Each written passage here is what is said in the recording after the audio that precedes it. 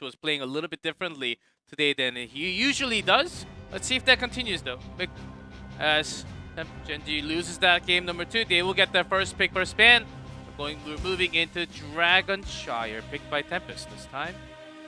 All right, so Dragonshire, obviously very large map. Macro going to be something that both of our teams are very strong at, but gonna see if they can make it happen. Now, I think earlier today I was watching some HGC NA. We had some sick plays on Dragonshire.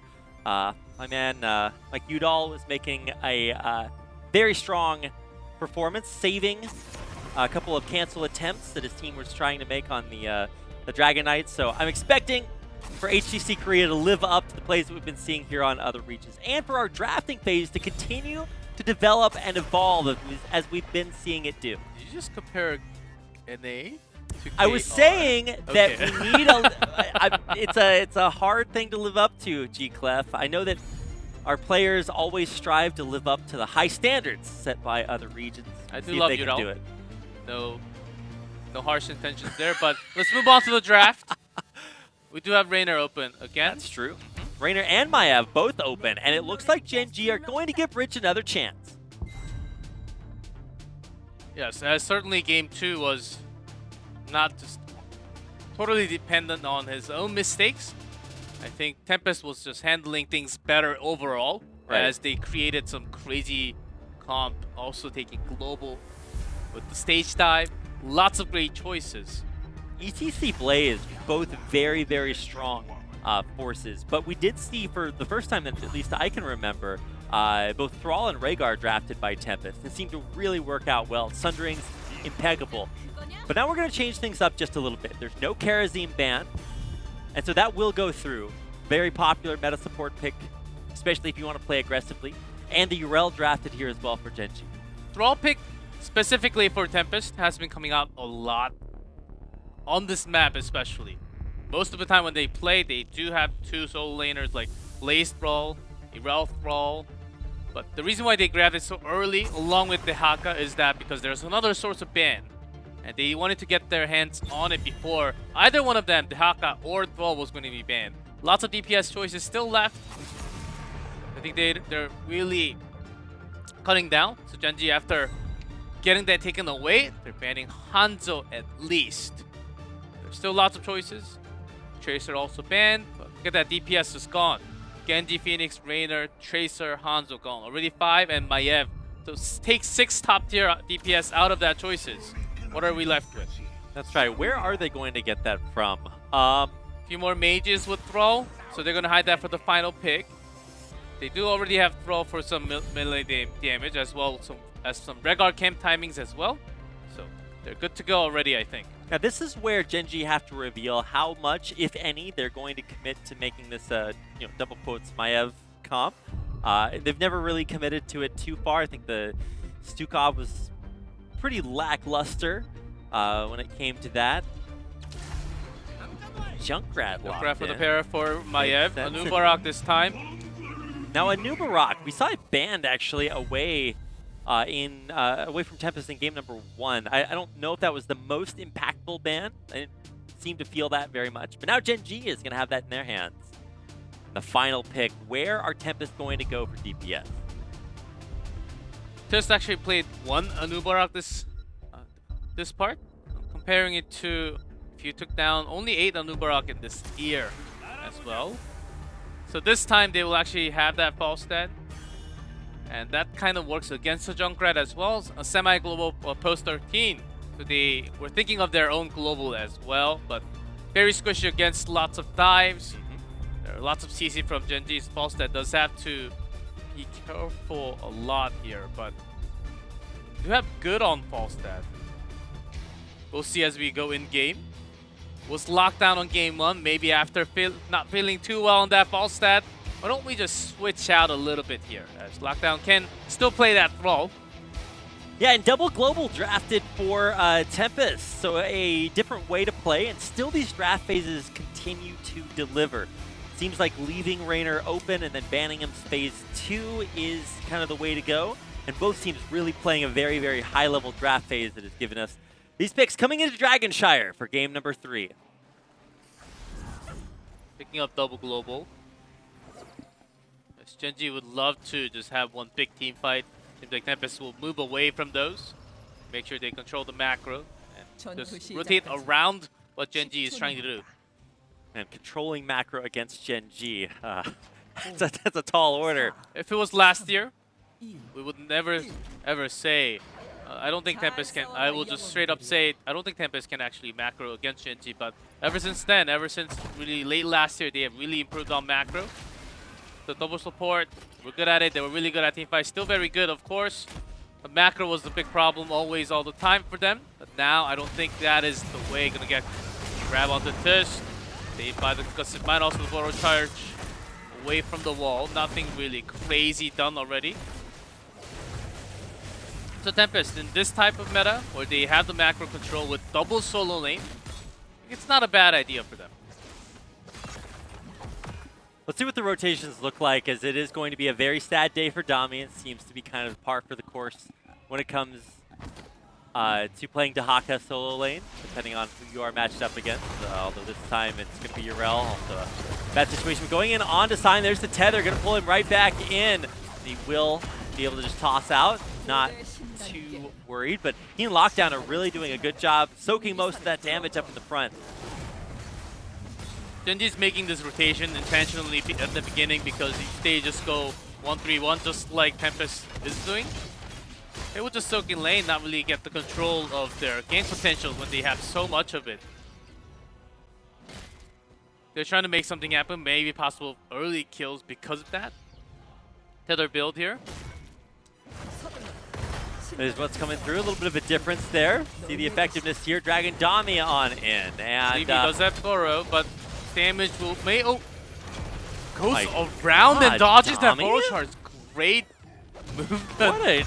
What a god. All right, I thought he was dead for sure there, especially after unburrowing, but he dodges the moves he needs to and makes it out for the safety of the rest of his team. But that does leave his wall very vulnerable, so he and Hyde will come up to try to limit this damage. Actually, good flying in here as well. So because they didn't get Dami, they had to get something else. They're pushing in, getting all the walls, getting all the turrets. Get the Dappa Sign, sitting right next to it. Throw is away, so 4v4. Some coming in with the 4 shots as well. Good does survive, rolls away. Rich is looking for a few more damage, but Hyde running away, heals himself, but not enough. That's gonna be a kill. The Brawl is here now, Sake. Can he get away in time? Cannot dash away when he's rooted. Dami doing an excellent job sustaining through that entire fight. In the end, it is a 1-for-1. In the meantime, but Reset did get some extra soak. Alone, and he's getting the Shrine at the bottom as well. So Gen.G, not too much of a loss as actually they pushed so far into the fort. Even damaged, not really damaged the fort, but got the entire wall and some experience because of that. This double global, it's really interesting to see where they are committed. Top lane, Dami did get that assistance, and that was a decent fight. Still, the wall going down is a big deal. And for Gen.G, I want to see whether or not they choose to either go for another big push like that, commit to one side lane and try to go the distance, or obviously, of course, they need to spend some attention here on the Dragon Knight. Oh, just joining good! You are not allowed to get out of here. No! His mobility quite limited as he does go down Sign. Lucky enough to get back.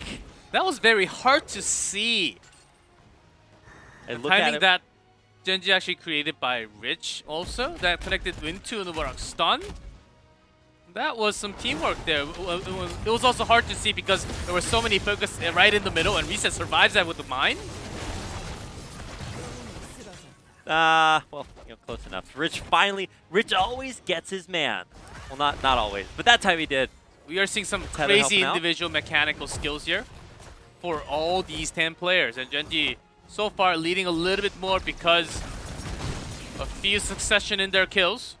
Rich will get the first Dragon Knight for Gen.G. We'll see how far they can push for it. Wall broken on the top half of the map, and now looking to break a second one this first DK of the game. That's the first one. Let's see how they rotate, looking for another one. Birthright going on in. Tisk with the knock up on to lockdown, the knock back as well. And oh, 6 stun, but I think it's a foregone conclusion. He's got his dancing shoes on, but he will never gonna dance again. That's about it, as that was all planned. And that's something you do have to be careful for. Reset Junkrat. The moment you do not really expect that mine to come out, you will be tossed to the opposite side. Yeah, very well placed. The displacement just executed perfectly. Lots of Dragon Knight value.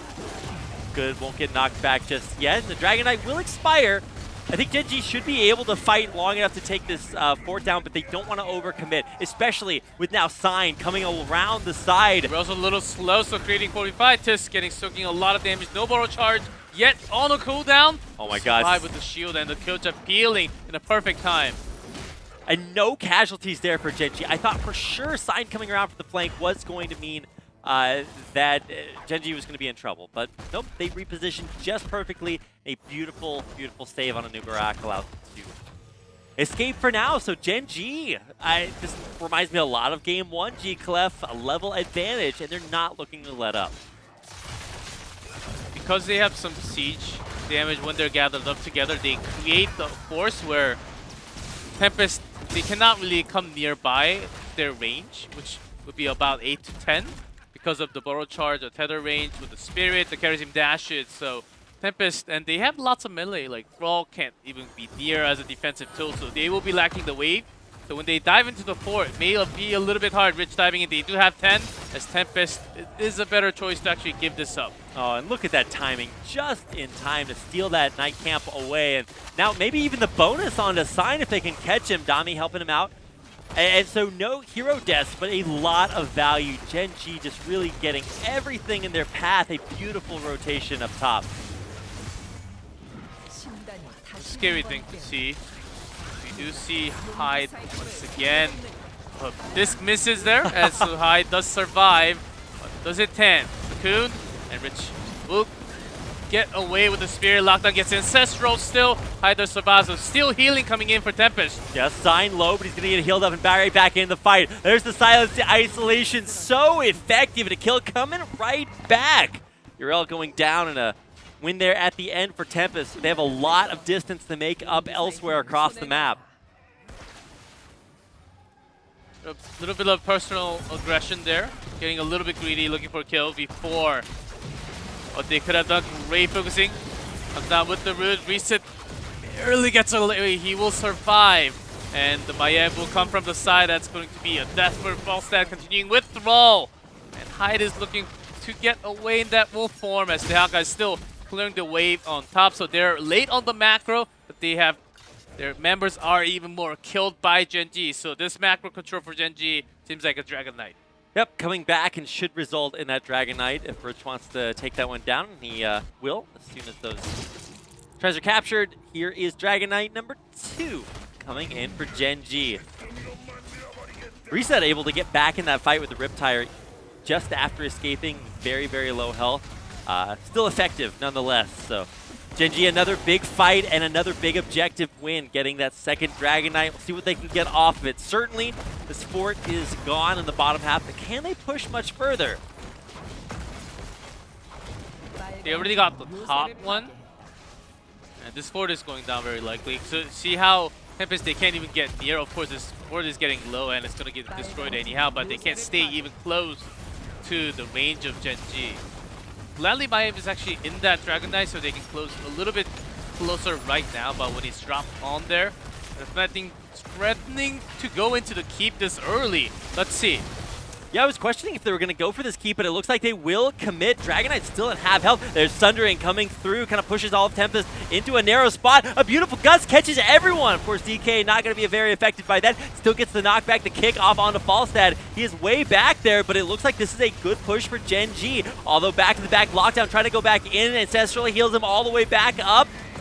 Seven-sided coming through, but it's not enough to kill Sign through Avatar. Riptire chasing him up, but can't complete the kill. And Lockdown trapped in there alone does get killed. And that's a keep down already. Pre-10 minutes. Because Gen.G, they were able to create the teamfight situation where they had so many kicks. They were kicking more than off to the right. Even before they started doing the keep damage. Kicked the Falstad out of the teamfight. Had to come in later after harding back home. So basically Tempest, whenever they tried to defend when they had the 5 men, Gen.G was making it to the 4v5 fight where they could not fight them, where they could not defend against them. So they lost the keep and also everything else that were around it. I mean, that looked like a good gust, but, well, I guess anyway.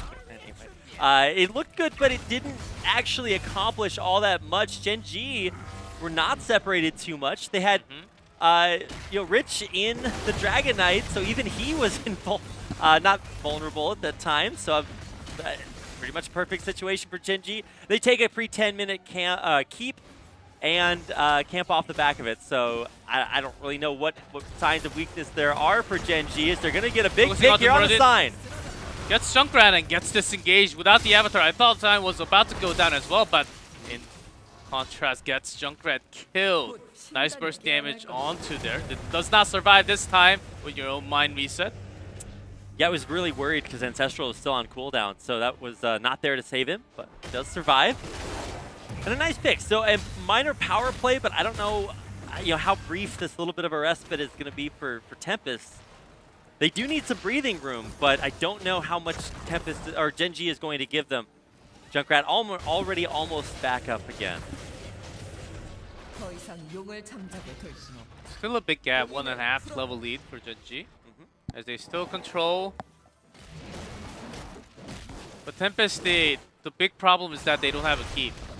If they had a keep, this double gap, there is a big gap, but they have double global, which could actually be okay in the terms of soaking for 20. That's still possible. Just dodge some of the team fights. Make sure you rotate around to the other shrine. Not really fight too well against Gen.G. Not the same in this case. There's a disc onto Regar, so no Ancestral. Putting damage onto units. Gust to disengage, but that's not going to be a big of a help. Sign an Avatar, Sake low, so he's going to get back to back. Should be okay if he gets that Fountain Healing to re-enter the fight. Dami had a pre-drag. Of course, Rich did not going in. There's Thunder. Thunder down, Isolation down. Let's see if the tether gets canceled. Yes, it does. Nice burrow from Dami to kick that back. Reset. Now he's going to have to visit the Fountain, heal back up. But a couple of big cooldowns not available from Tempest. We'll see if Gen.G choose this as their opportunity to strike. Ancestral and Seven-Sided coming back very soon, so has to be careful with the Isolation. Defender available for Hero. Not really getting focused, so doesn't even have to use it. Rich goes in. Gets the bolt, has to get cleansed, and he does make it out with the disc now. Yeah, Seven-Sided onto Sign mostly, but he stays alive. Gets the tether onto Dami. He goes down. He will survive, but Rich dives in, gets the kill. Saki does survive at the end. And Kyocha goes for the kill to the other side. Sign does not escape, and Hyde also very low. Not going to be having a good time there. Going down there, and in the end, even with Lockdown trying to come in and do the utmost, there is no way to salvage that fight. Gen.G take a team wipe, and they're going straight for the core. What we thought was a very, very dirty fight all over the map. 5-man wipe when you have that this time, and Keep is already down, so you don't even need to waste any time. Guess the Dragon Knight, but with the 4-man, I think Dragon Knight will barely get to the core. They do have false set up now along with the Haka, but there's the defenders finally getting used as Kyocha was never getting focused by any one of Gen.G. Focusing onto Sake, maybe closer to a kill, but the core goes down before and grabbing another kill onto that false stat. Gen.G. The roller coaster of emotions for Gen.G esports fans out there, and for the players themselves to come back after a loss. Both Tempest and Gen.G now have done that. This is going to be a really sick series. I'm so happy that Tempest were able to come back in Game 2.